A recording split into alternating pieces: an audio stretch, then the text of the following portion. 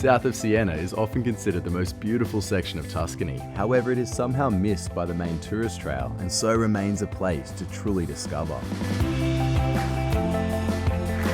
Starting in the World Heritage listed medieval town of Siena, which is just under 3 hours train ride from Rome, or an hour and 20 minutes from Florence, this stage of the Via Francigena takes the lesser trodden trail south, and soon you find yourself in a region of magnificent landscapes, gravel roads lined with cypress trees, castles and medieval villages, local characters, great food, and the famous Brunello vineyards.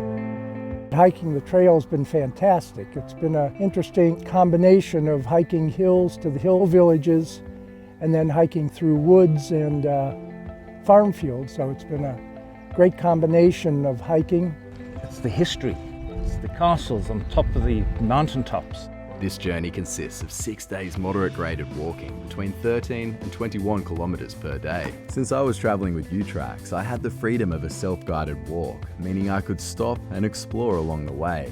I was given maps, a guidebook and an app to keep me on track, though the roads are well signposted.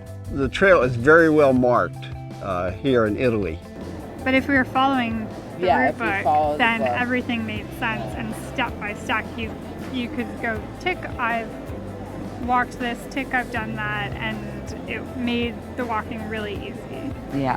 What this meant was a fully immersed experience in the beautiful Tuscan countryside. You're not on a tour bus and on a highway. You're walking amongst the little villages and our stops at the little towns. You get to meet the local people. My luggage was transferred from hotel to hotel, so all I had to carry was my daily essentials. Breakfast is included daily and dinner some nights. But the best part of all was knowing at the end of each day I had a comfortable private room waiting for me. My favourite nights of all have to be the farm stays in the magnificent Tuscan countryside.